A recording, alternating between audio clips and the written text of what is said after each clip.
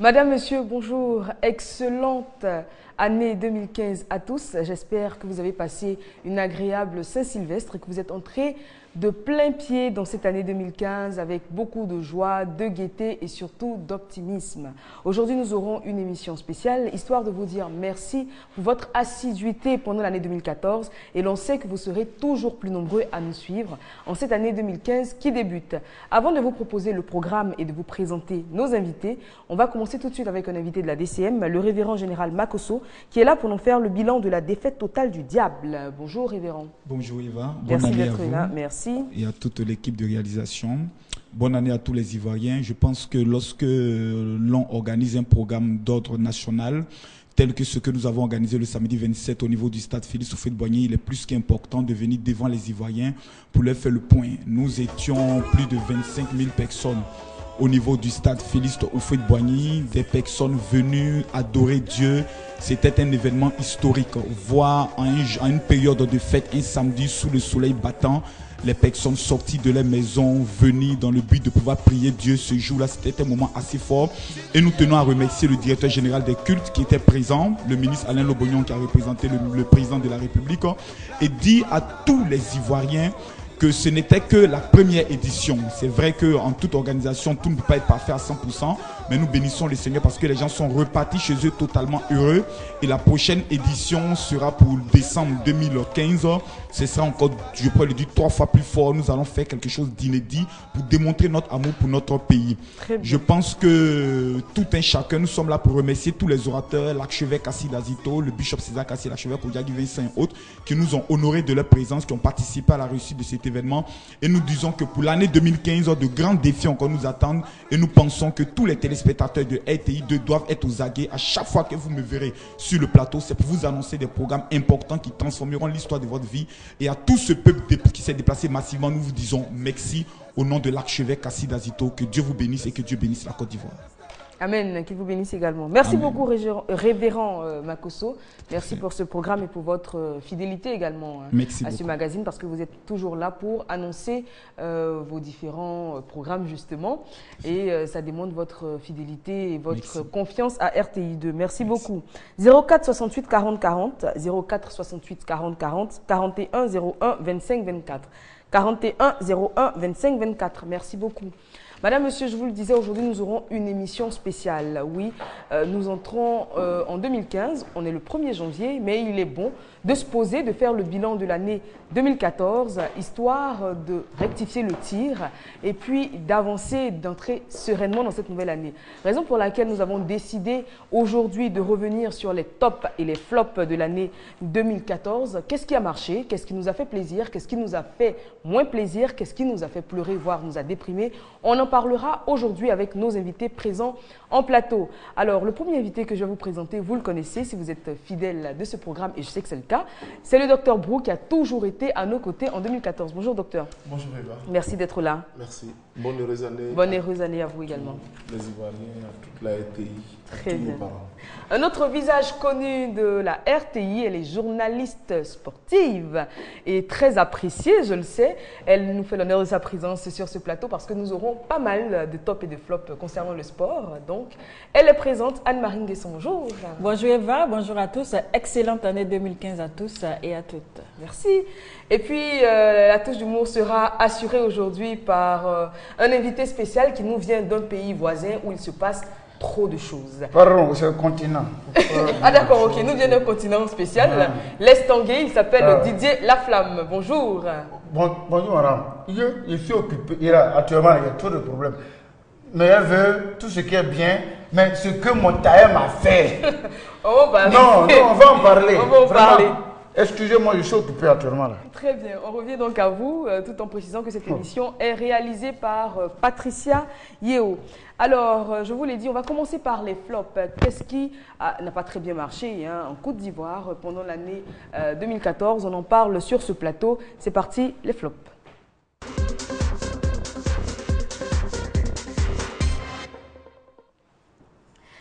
Alors, le flop 5, parce que ce sera un décompte du 5 à 1, et puis ensuite on passera au top. Donc, vous avez tout intérêt à rester sur RTI2.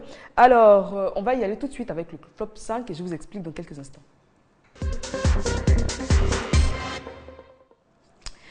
Après 106 matchs et 66 buts marqués depuis sa première sélection en 2002, Didier Drogba a annoncé le 8 août dernier qu'il mettait un terme à sa carrière internationale. Il explique ici les raisons de ce choix. C'est le bon moment. C'est le bon moment pour arrêter, pour laisser la place aux jeunes et commencer à construire une équipe pour les années à venir. C'est une décision difficile, parce que je sais de quoi je suis capable, mais à partir du moment où je sens qu'on n'a plus confiance en moi comme avant, je pense que c'est une décision sage. Je suis à la disposition du pays, mais pas pour jouer, c'est fini. Et si Hervé Renard t'appelle? Non, je l'expliquerai et je pense qu'il comprendra très bien pourquoi. Mais à un moment donné, il faut savoir s'arrêter. Voilà, le capitaine des éléphants qui s'en va. Qu'est-ce que vous en pensez? Moi, ça me fait rire. Si moi j'étais à la place de Drogba, les éléphants là, j'allais les attacher. Pourquoi? Moi je m'en vais, puis ils vont se qualifier pour aller prendre coupe. On va dire, oh, Drogba n'est plus dedans, voilà pourquoi on n'a plus coupe. Donc je les attache, Drogba n'est plus dedans, on ne prend pas coupe. Si Drogba était là, on allait prendre coupe. Alors, docteur. Oui, je voudrais dire que... pas plus tard qu'hier, je lisais une interview du sélectionneur national, M. Hervé Renard, qui parlait également de cette affaire. Et nous venons d'écouter Drogba. C'est avec beaucoup de peine parce qu'il a apporté beaucoup au sport ivoirien. Mon seul regret personnellement, c'est que j'aurais bien voulu que cette génération à laquelle il a appartenu puisse obtenir un trophée pour le pays. Et je pense que s'il avait arrêté après un trophée, je pense que ça aurait été extraordinaire. Mais en même temps, c'est la vie. Chacun est libre de prendre ses décisions. Il a dit que c'était le moment et on ne peut que respecter, même si on a un pincement au cœur. Il a raté penalty là. L'affaire Anne-Marie. Donc penalty, tu rates. Voilà, je suppose que c'est ce qui doit arriver dans la vie de tout un joueur international. Ça arrive de prendre sa retraite internationale. Et ça arrivait, on peut dire, malheureusement avec un autre Didier Drogba, la légende, on peut dire comme ça, des éléphants de Côte d'Ivoire. Depuis une décennie déjà, Didier Drogba a porté à bout, on peut dire, a porté à bout de bras cette équipe nationale de Côte d'Ivoire.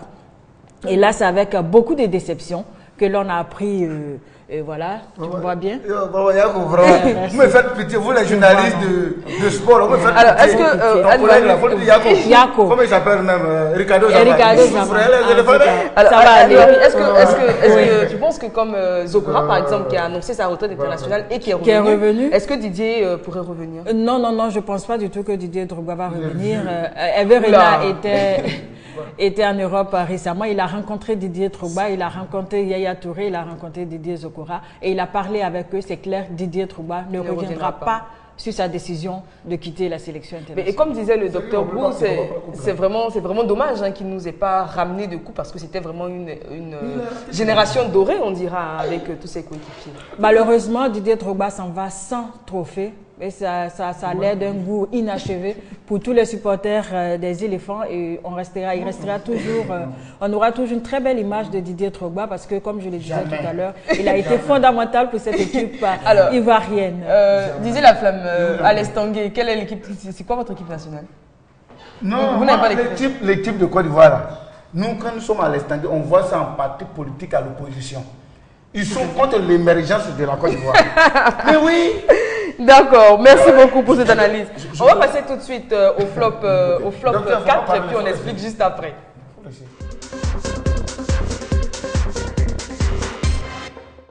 Alors, une histoire qui a fait une affaire, qui a fait couler beaucoup d'encre et de salive, l'affaire Awa Fadiga. Vous vous souvenez, pour rappel, cette jeune mannequin de 23 ans a été admise au CHU de Cocody suite à une agression dans un taxi, transférée dans l'établissement sanitaire. Elle décédera le lendemain. Sa famille accusera donc le CHU de négligence et de non-assistance à personne en danger. Et cette histoire qui a secoué la toile ivoirienne parce que les internautes se sont mobilisés pour dénoncer cela.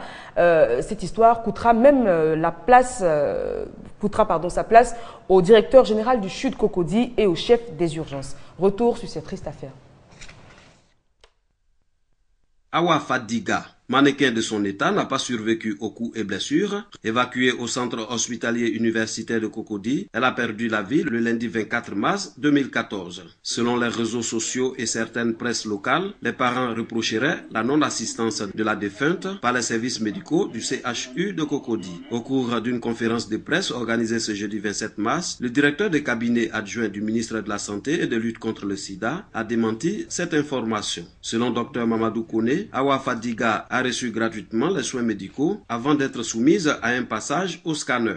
Les juridictions compétentes ont été saisies du dossier et une enquête est ouverte afin de mettre la main sur les auteurs du crime. La levée de corps prévue ce jeudi 27 mars a été annulée en vue d'une autopsie. Voilà, alors cette histoire, on a tenu à en parler parce que déjà ça démontre d'une part la force des réseaux sociaux aujourd'hui, parce que c'est de la toile et d'un réseau social qu'on ne citera pas en particulier que l'histoire est partie au point de prendre une ampleur considérable. Les journaux se sont mêlés de l'affaire et puis on a vu les différentes conséquences qui en ont découlé. Anne-Marie. Ça a été vraiment une bien triste histoire que celle de Awa Fadiga. Ça pose essentiellement le problème de la sécurité, sinon de l'insécurité aussi en Côte d'Ivoire, particulièrement à Abidjan. Et on espère qu'au vu de cette histoire-là, les forces armées, sinon ceux qui sont chargés d'assurer notre sécurité, vont faire cela avec beaucoup d'entrain pour que tous les Ivoiriens, toutes les populations puissent vraiment évoluer, sinon être dans la ville, sinon dans la ville d'Abidjan avec beaucoup plus de sérénité. On a vu lors des fêtes, justement hier, la sécurité était particulière qui a été déployée. Tout à fait. Et on salue cela pour ne pas qu'il y ait encore d'autres Awa Fadiga et que tout le monde soit en sécurité. Alors on rappelle d'ailleurs que l'agresseur de la jeune fille a été arrêté. Et puis il y a eu également beaucoup de personnes qui sont sorties et qui ont dénoncé les services dans nos différents CHU en disant qu'il y avait un manque de moyens, un manque d'entrain peut-être des médecins. Docteur, il ne faut pas parler au CHU, là, vous vendez les médicaments des malades. Il faut reconnaître, tu es un docteur, reconnais que vous avez vendu le médicament des malades. Vous êtes coupable, il faut reconnaître. Eric, il ne faut pas rentrer dans 2015 et mensonge. Tu es docteur, il faut pas on va écouter le docteur et on rappelle qu'il est psychiatre. Lui, j'ai les enfants. Psychiatre, pas pédiatre. Il s'occupe du mental, il s'occupe de la tête. Anne-Marie l'a dit, c'est une histoire douloureuse. Mais en même temps, je me réjouis de ce que hier, à l'occasion du message que M. le Président de la République a adressé à la nation, il a félicité le corps médical pour les efforts consentis. Il a également annoncé que des travaux d'aménagement au niveau de nos urgences sont en cours ou en fin de travaux, ce qui montre effectivement qu'il y a quelques difficultés, effectivement. Ce que je veux dire, c'est que, vous savez, la pratique de la médecine est une pratique extrêmement difficile. Quelquefois, à tort ou à raison, les gens sont accusés.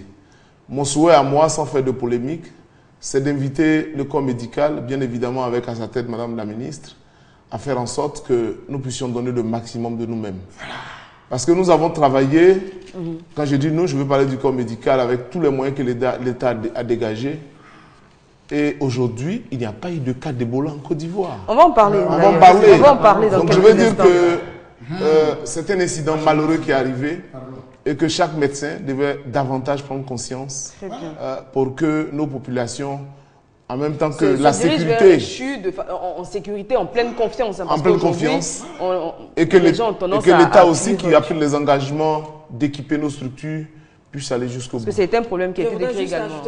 J'espère que pour cette fois, cette enquête-là va aboutir. Parce qu'on a l'habitude de Ils ont bouffé l'argent. Comment faut laisser? Les enquêtes commencent et on ne voit jamais. Ça se termine jamais. Donc on espère vraiment qu'on saura qui a vraiment. Moi, je les ai vus. Ils ont pris l'argent pour aller boire bière, vin. Ils ont pris l'argent d'enquête pour aller boire vin. Monsieur Didier Laflamme, on passe tout de suite au flop 3. À tout de suite.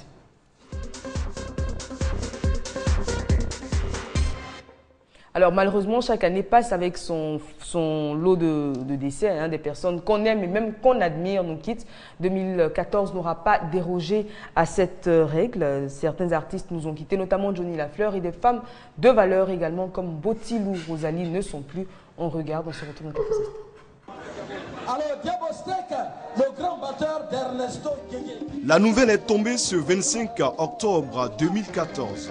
Johnny Dedi Lafleur, Nyoui, a tiré sa révérence au petit matin de ce samedi à Abidjan. L'artiste, après avoir lutté pendant plusieurs mois, a finalement été emporté par ce mal pernicieux contracté à la suite d'une série d'injections mal administrées. Affaibli, paralysé de la jambe droite, Nyoui avait bénéficié du soutien de plusieurs autorités pour l'aider à se remettre sur pied. L'élève d'Ernesto Guégué avait même bénéficié de la pension mensuelle accordée par le président de la République aux anciennes gloires du monde de la culture. L'icône du magazine culturel Top Visage a ensuite rechuté. Johnny s'est rendu à Divo pour des soins avant d'être hospitalisé dans une clinique abidjanaise de la place aux bons soins du chef de l'État. Malheureusement, son sort semblait déjà scellé. Jean Nyambroui, son nom à l'état civil, Nyoui, The Flower, The Garden, Sobaldé, l'artiste aux 1000 surnoms, quitte la terre des hommes avec son humour, sa joie de vivre et surtout son talent et son statut d'adepte du Ziglibiti.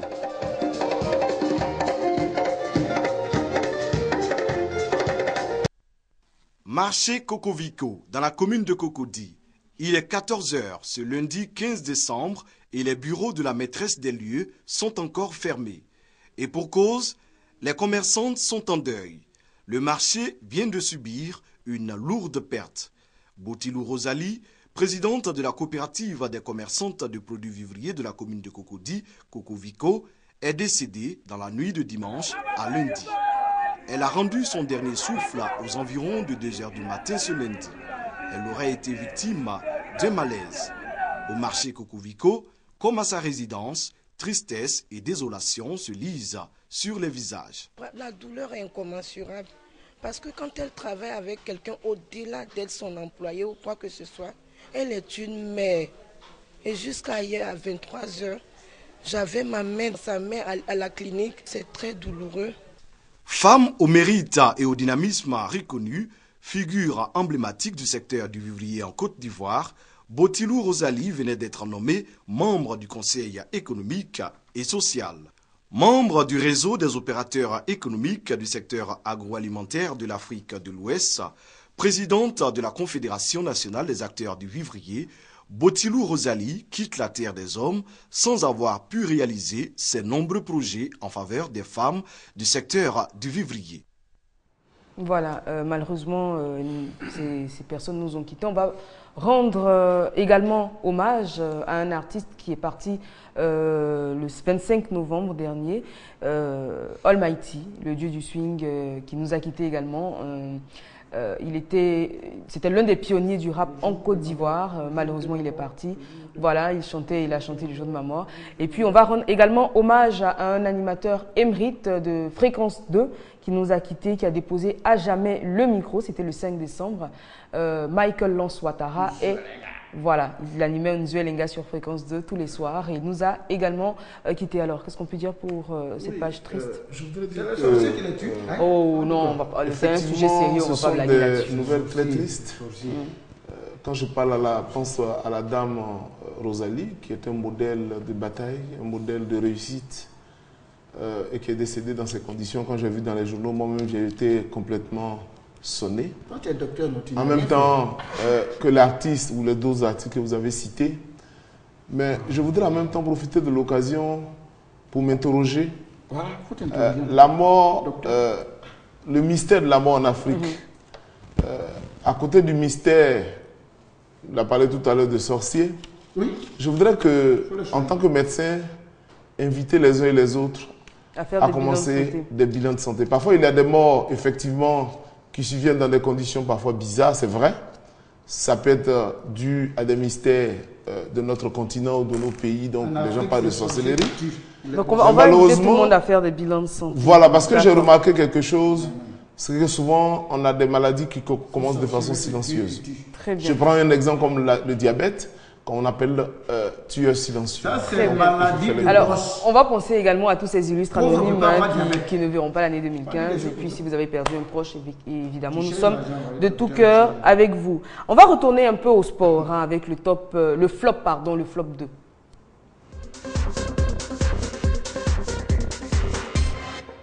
Alors ce flop 2, c'est le Maroc qui a refusé d'accueillir la CAN 2015 sur son territoire à cause du virus Ebola. Retour sur les faits. En 2015 de la Coupe d'Afrique des Nations n'aura pas lieu au Maroc. C'est ce qu'a annoncé la Confédération africaine de football qui se réunit pendant 2 jours au Caire. Le Maroc, qui devait organiser la compétition, voulait la repousser d'1 an à cause de l'épidémie d'Ebola. Conséquence, son équipe nationale est disqualifiée de la compétition. La Confédération africaine de football doit choisir un nouveau pays pour accueillir la CAN.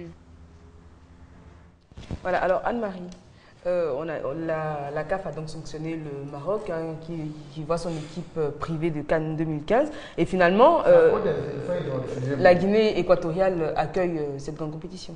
Alors, je voudrais juste préciser que la décision de la CAF de sanctionner le Maroc n'est pas encore officiellement sortie. D'accord. Voilà.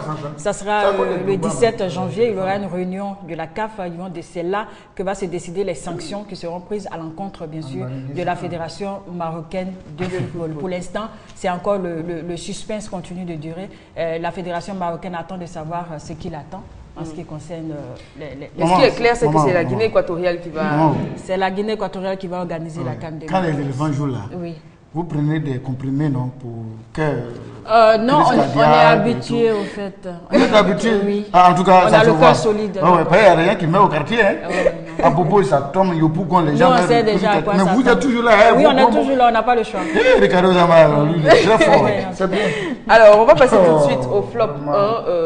On en a parlé et reparlé en 2014. Le plus grand flop de l'année, c'est justement ce virus Ebola qui a endeuillé l'Afrique de l'Ouest, faisant 7700 morts depuis février, selon l'OMS.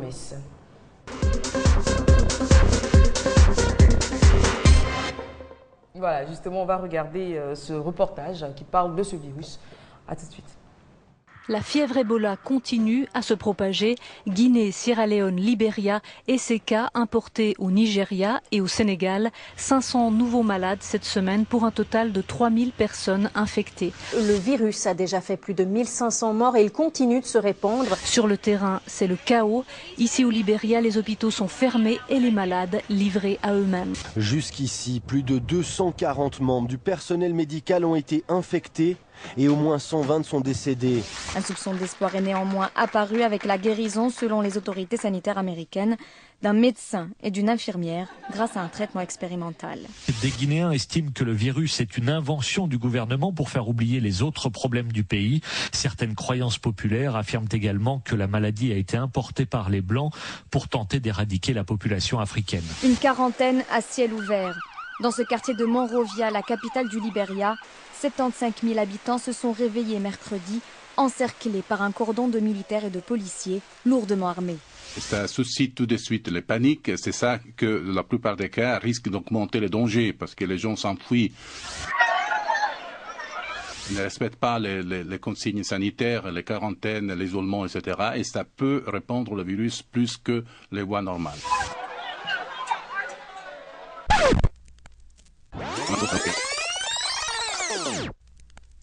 Mais l'Ebola, c'est quoi en fait, Déborah? En fait, l'Ebola, c'est une rivière qui coule en République du Congo, donc au cœur de l'Afrique. Et c'est à Yamboukou, petit village proche de cette rivière, qu'est apparu pour la première fois, en 1976, une flambée de ce virus. L'OMS pense que ce sont certaines espèces de chauves-souris qui transmettent le virus par leur fiente ou leur morsure. Dans les faits, cette maladie très contagieuse provoque des fièvres causant des saignements internes ou externes. Taux de mortalité entre 60 et 90% et il n'existe aucun traitement ni vaccin pour le moment. Voilà. Heureusement, la Côte d'Ivoire n'est pas touchée. Les mesures de prévention restent en vigueur, on le précise. Et puis, il y a un cas suspect à l'Estangui, il faut l'isoler. Il faut le mettre tout de suite en quarantaine. Oui, on va le faire. Alors, le virus Ebola qui a fait parler en 2014 en Afrique, qui reste...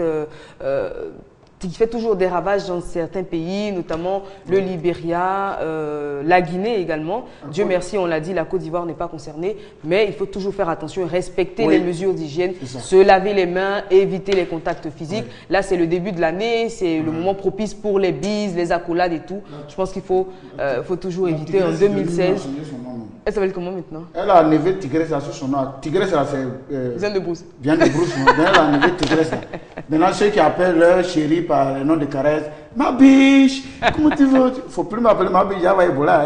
Donc tout le monde est prudent. À cause des bras, on ne fait plus bise. Mais oui, on ne fait plus. Il y a déjà là, dans l'amusement, là, dans le bise, là, ils donnent le numéro pour pouvoir avoir la fille. Voilà, 37. Après, il appelle ta femme, tu ne sais pas. Le gouvernement interdit tout ça, il n'y a plus infidélité, il n'y a plus Ebola, tu as reçu même. Très bien. Alors, avant de passer au top de l'année 2014, parce que oui, il faut se réjouir de ce qui a marché et de tout ce qui était positif en 2014, on va avoir une catégorie, des personnes qui sont hors catégorie. Ce sont des personnes qui ont fait le buzz en 2014. On va commencer avec celui que vous voyez à l'image. Il a fait le buzz avec ses larmes lors de l'hymne national avant le match Côte d'Ivoire-Colombie. Les rumeurs les plus folles ont couru, notamment qu'il aurait perdu son père le jour du match. Il n'en était rien, il a démenti, il a juste dit qu'il était tellement fier de représenter la Côte d'Ivoire pendant le match qu'il n'a pas pu retenir son émotion. Voilà, on a eu également Jennifer Yeo qui a été élue Miss Côte d'Ivoire 2014. Hein. On l'a soupçonnée d'appartenir à un ordre mystique à cause du fameux geste qu'elle faisait avec ses doigts le soir de son élection. Elle a nié, elle a dit que c'était un hasard. Et puis celui qui a la palme, c'est Ange Faro qui nous a fait plaisir cette année. L'homme qui a toujours des tenues vestimentaires félines était à la page pendant l'année 2014. Voilà, on a pensé à eux, ces personnes-là qui ont fait le buzz et qui ont fait parler pendant cette année 2014. On va passer tout de suite donc au top de l'année 2014.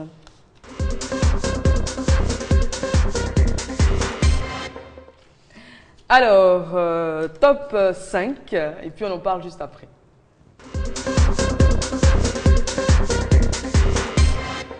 Le top 5, c'est Samuel Eto'o qui, après 9 ans de relation, d'une belle relation avec Georgette Tralou, a officialisé cette union justement lors d'une discrète cérémonie en Italie le 25 novembre dernier. Ils se sont mariés. Nous, on a décidé d'en faire un top. Voilà, ils sont. Moi, c'est un couple que j'adore, que j'admire. Mais c'est sa femme. Voilà, c'était le jour du mariage. C'était une cérémonie tellement discrète qu'il y a très peu d'images sur le net. Ce sont les seules images qu'on a pu avoir. Alors, Anne-Marie. C'était un très beau couple, on a assisté à un très beau mariage, même si c'était vraiment à huis clos, un mariage à 4, comme on le dit souvent. Et ça a été très bien après 9 ans de vie commune, c'est tout à fait normal que ça se passe ainsi, avec 4 enfants. Oui, voilà, donc d'autant plus que l'année 2014 a été quelque peu compliquée avec ce scandale de Nathalie Kowa. Ah oui, je suppose qu'il a mis fin à tous ces scandales-là pour dire voilà, moi, ma femme, c'est elle. Alors, elle est heureuse d'être mariée aujourd'hui, mais je suppose qu'il y a beaucoup qui ont pleuré. Hein. Il y a beaucoup de femmes qui ont pleuré. Je pense que quand vous êtes une vedette, quand vous êtes un homme public, vous avez une certaine notoriété comme les Samuel Eto'o. Se marier est un exemple. Toi-même, tu es marié? Parce que je suis marié, j'ai 15 ans de mariage maintenant. À partir de 15 ans de mariage. Donc je salue Madame Brou au passage. Oui, on salue Madame Brou et on lui souhaite une très bonne année. Donc je veux dire que quand vous êtes un homme de cette envergure et que vous vivez 9 ans en concubinage et que vous officialisez votre mariage, je pense que c'est un bel exemple. Et je profite de l'occasion pour inviter les hommes qui parfois occupent des postes de responsabilité et qui sont dans comment on appelle, des relations endurci pendant 10 ans, 20 ans, sans mariage, en bonne et due forme. Alors, ce n'est pas exemplaire. On va demander aux hommes de faire l'effort de légaliser rapidement leur relation, parce que 9 ans, c'est beaucoup. Oui, et surtout quand on est un homme public, quand on est un homme dans la société, connu du grand public, comme les Samuel Eto'o, je le dis, c'est toujours une bonne chose et c'était un bel exemple. Mais je crois quand même que se marier ou ne pas se marier, c'est un choix que l'on fait. Voilà. Donc, c'est tout à fait normal. Quel est ton choix, toi? Oh, c'est de me marier, mais je respecte ceux qui ne veulent pas se marier, qui veulent rester. Moi, je vais marier. Tout à fait. Moi aussi, je ne suis pas marié. Enfin bon. Donc, on se voit en même temps. Non, je vois après l'émission. Dieu t'a tout donné, sauf mon numéro. Est-ce qu'Anne-Marie, tu es prête à t'installer à l'Estangui? Non, non. Il y a trop de choses qui se passent à l'Estangui. Parce que depuis qu'il commence à couturier, alors finalement, c'est quoi l'histoire du couturier? Non, en fait, mon couturier m'a fait un faux bon. J'ai déposé mes habits, il n'a pas pu finir tout. Il me dit d'envoyer un pain. Je suis venu à ce pain. Ce matin, je passe prendre, il n'a pas cousu. Mais apparemment, il n'a même pas commencé pour dire qu'il a commencé, il a fait, tu as vu la ceinture, Il a fait, maintenant c'est au niveau de... Bon, alors tu étais censé porter ce pantalon-là quand C'était aujourd'hui, 1er janvier ou hier? Moi j'ai la foi, jusqu'au soir, il est fini. Les buts, tu sais, à l'estanguet, il y a trop de choses. Toi et moi, alors comment c'est passé là? Il n'y a pas de problème. Écoute-moi un peu, après tu prends son numéro. Nous sommes en réunion de... Comment s'est passé la Saint-Sylvestre à l'estanguet justement? Moi je pouvais demander au gouvernement de faire comme l'estanguet. Tous les caniveaux à proximité des maquis là, j'ai mis des petits matelas dedans et puis j'ai mis des draps dedans. C'était des caniveaux à péage. Ceux qui sortaient des maquis là, ils boivent, ils tombent dedans. Toi tu as bu bien vert, tu payes 750. Ceux qui ont bu du cœur, coup là, ils payent 1250. Ils me suivent de l'argent. Ça dépendait du degré d'ivresse. Donc tu vois que le mariage a déjà garanti, il y a l'argent déjà du mariage. Si vous me permettez juste une petite seconde, je respecte bien évidemment le point de vue de Anne-Marie, que chacun est libre de se marier ou non. Mais le mariage en lui-même ne se limite pas au fait de l'union. Il y a d'autres conséquences. Quand vous vivez avec une femme en concubinage, qu'il n'y a pas de régularisation, et que demain vous décédez avec toutes les complications en Afrique, il est sûr qu'il risque d'avoir des problèmes. Donc au-delà de l'aspect festif et au-delà de l'aspect, j'allais dire, légal, il y a d'autres implications également qu'il faut prendre en compte. C'est pour ça que je pense que c'est souhaitable, pas obligatoire, sinon tout le monde a le faire, mais souhaitable à un moment donné de se marier. C'est ton aigri qui a cotisé pour toi pour te marier. On va passer tout de suite au top 4.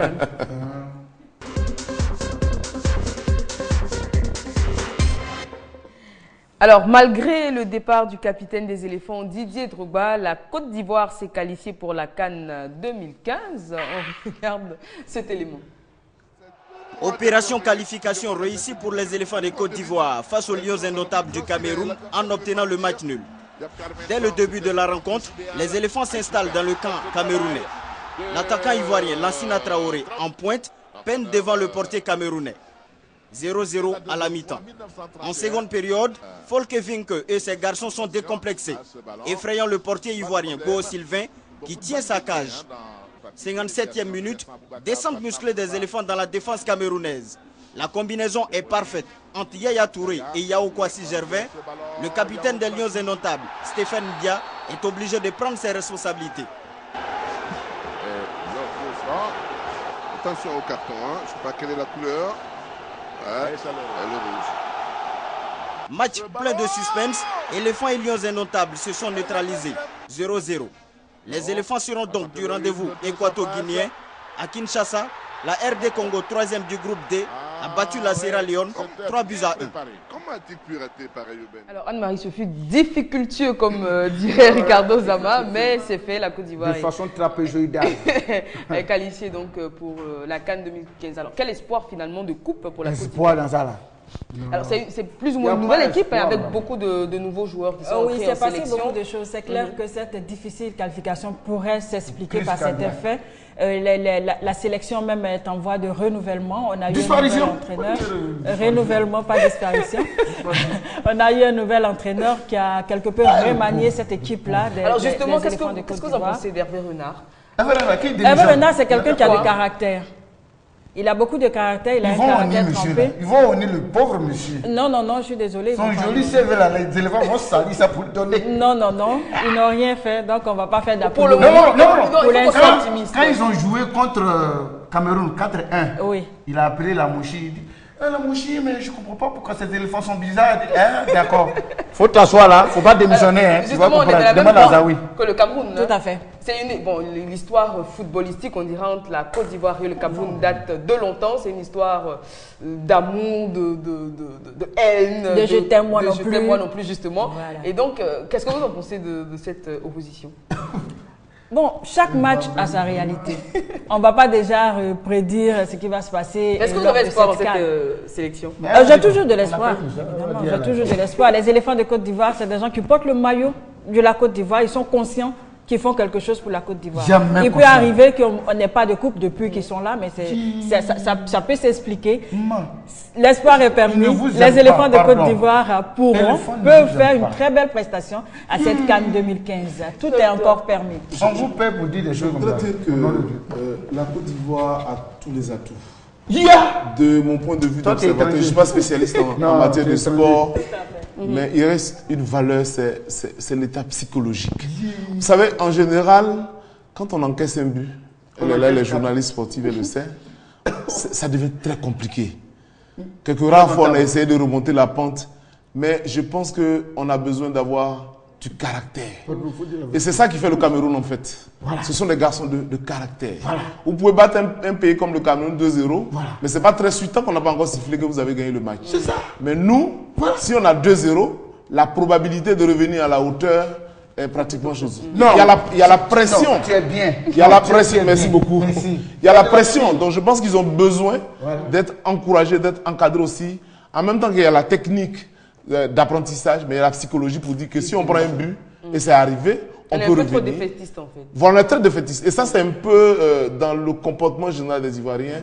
On est je crois que cela, Aimé Renard l'a très bien compris, parce qu'il a commencé par dire qu'il faut un état d'esprit très fort pour aller à cette compétition. Absolument, absolument. Parce qu'il sait que ça sera très âpre à cette CAN-là. Et pour cela, je crois qu'il a basé sa sélection sur un noyau quand même de joueurs assez expérimentés, notamment les frères Touré, il y a Ekolo, il y a Cheikh Tioté qui est resté, il y a Kopa Barry qui est là, et il y a Kalou, il y a qui encore, Gervinho. C'est des joueurs très expérimentés qui sont là et qui vont jouer leur partition lors de cette CAN 2015. Parce qu'eux aussi, ils ont quelque chose à prouver, justement. Et ces entrants, ces nouveaux entrants, on a des joueurs qui jouent on a au niveau national. Oui, il a gardé pratiquement tout le monde, ceux qui ont fait la qualification, qui ont qualifié l'équipe nationale pour cette CAN 2015. Il y a un seul entrant qui vient vraiment, le jeune Eric Bertrand, Bailly. Il n'a que 20 ans et il joue à l'Espagnol de Barcelone. Voilà, là, c'est un défenseur.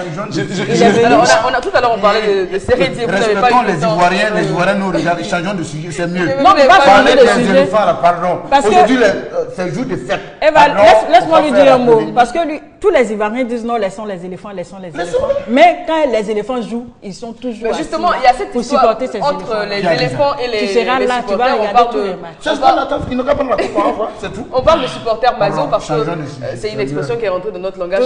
Parce qu'à la fois on prétend ne pas les soutenir, mais le jour du match on est tous devant notre poste téléviseur. On ne peut pas faire autrement, c'est notre équipe nationale. On n'a pas deux équipes nationales. Tout à fait, donc on n'a qu'à les supporter, on n'a qu'à les encourager pour qu'ils donnent le meilleur d'eux-mêmes à cette CAN 2015. Je voudrais rapidement ajouter que c'est vrai qu'on parle des joueurs, mais il y a l'encadrement. Quand on parle de psychologie, vous voyez, dans beaucoup de pays africains, à la veille de la Coupe du Monde, on fait par là pour des problèmes de prime.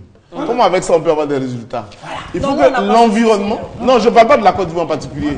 Mais je veux dire, il faut faire en sorte que cette victoire psychologique soit aussi bien pour les joueurs que pour l'encadrement technique. Je pense que si il faut un bloc et quelque chose, je suis convaincu qu'en 2015, la Côte d'Ivoire devait pouvoir dire son mot. D'accord. Alors on reproche souvent aux joueurs de ne pas jouer justement avec le cœur, parce qu'on a tendance à dire que dans leurs différents clubs justement, ils font de belles prestations et puis une fois qu'ils se retrouvent en sélection nationale, leur jeu laisse à désirer. Excusez-moi, vous êtes sportif, mais je voulais juste donner un exemple. Il y a des gens qui me disent, mais quand vous êtes à la télévision, c'est pas la même chose que quand vous êtes en consultation. Mais je dis que c'est pas le même cadre. C'est un cas d'émission générale, puis je suis en consultation avec quelqu'un, c'est pas la même chose. Donc, je ne suis pas en train de défendre ces joueurs. Je pense qu'elle est bien placée pour donner le point de vue professionnel, mais les conditions ne sont pas les mêmes. Ce pas les mêmes partenaires. C'est des gens avec qui on travaille depuis des mois. Je prends l'exemple, je suis maintenant très habitué à Eva. Depuis 4 ans, on fait des émissions. Il est évident que quand c'est avec quelqu'un d'autre, ce n'est pas très évident. Les automatismes ne sont pas les mêmes. En place. Voilà, donc c'est ce que je voulais... Voilà. Merci, en tout cas, c'est très bien dit. Mais quand on dit que les joueurs ils se donnent plus en club qu'en sélection... Il y a l'argent là-bas. Quel argent qu'ils n'ont pas? Quand ils viennent ici, ils ont quoi? Mais justement... C'est un sacrifice qu'ils font. Ils prennent le risque. Plus de 300 milliards. Ils prennent le risque de venir porter le drapeau ivoirien. Ils prennent le risque de pouvoir se blesser ici, de gâcher leur carrière, mais ils viennent parce qu'ils aiment la Côte d'Ivoire. Donc ils jouent avec le cœur. Alors justement, on va demander aux Ivoiriens d'être un peu plus tendres avec nos éléphants parce qu'on use de mots souvent... Non, c'est la frustration en fait. En fait, c'est l'expression de la frustration. Je ne pense pas que même si ça paraît méchant, dans le fond, ce soit méchant. Parce que si on dit la Côte d'Ivoire joue tout de suite, c'est sûr, vous partez, vous n'aurez personne dans les rues. Oui. Ça veut dire que ça vient, c'est la frustration. Ils attendent tellement quand ça ne vient pas. Ils sont frustrés, donc c'est des mots. Mais je ne crois pas que ce soit fondamentalement méchant. Et justement, étant donné qu'ils sont toujours là pour les supporters. La preuve, c'est qu'on est là. C'est l'essentiel qu'on retient. On va passer tout de suite. Elle dépend bien ses éléphants. Hein. Oui, on l'appelle pour ça. Elle a intérêt. On va passer tout de suite au top 3.